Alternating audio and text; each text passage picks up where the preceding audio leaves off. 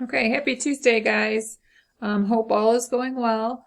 We are going to review a little bit of what we worked on yesterday, and today I want you to maybe print this off if you can. If not, just maybe jot it down, copy the circle, because I think it's a little bit easier to kind of follow along. All right, first of all, we're asked to find the missing angles, so we have 4, and we notice that we have triangles ABD and AED, and they're inscribed in circle F. And we know that the minor arcs, we know these are minor arcs because they're only 2 letters. The minor arcs are congruent, so this would be congruent to this. Well, I didn't do that very well. That being said, if F is the circle's center, then AD is a diameter. So if that's true, this semicircle ABD has been cut into 2 congruent parts. So immediately we know this arc measure and this arc measure are 90 degrees. So we can easily find angle 3 and 4. Angle 3, remember, is an inscribed angle made up of these 2 lines. The arc that has been intercepted is 90. So the measure of angle 3 will just be half of that intercepted arc. So that's going to equal 45 degrees. All right, and then we're going to do the same thing to find the measure of angle 4. Whoa, sorry. Thought I was being smart, but not really. All right, so I want to erase this line here. And if we're looking at 4 now, 4 is made up of this segment, and the arc that it intercepts is also 90.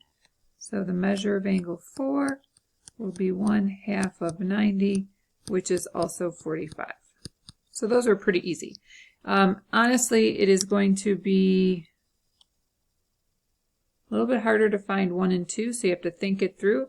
You were given these 2 angle measurements. All right, so here is 2.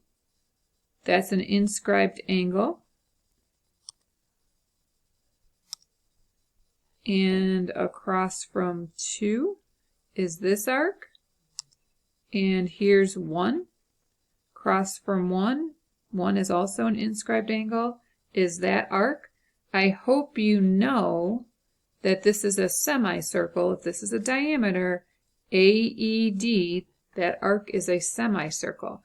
These are 2 inscribed angles, and the semicircle is made up of these 2 arcs, the red and the green. Together, that's 180.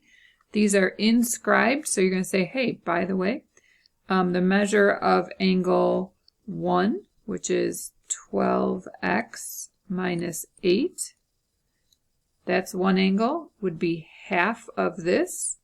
And the measure of angle 2, which is 3x plus 8, would be half of this.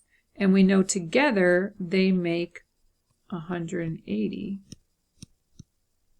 So these 2 expressions, when you make things a little prettier, the 8's drop out, and half of 80 is 90.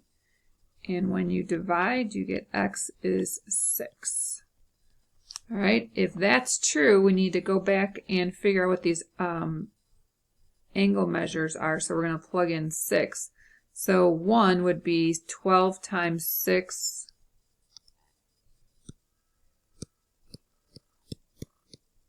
(72) minus 8, I think that's 64. And then the measure of angle 2 would be 3 times 6 plus 8, 18, plus 8 is 26, and checking it out, those do add to 90. So that makes sense.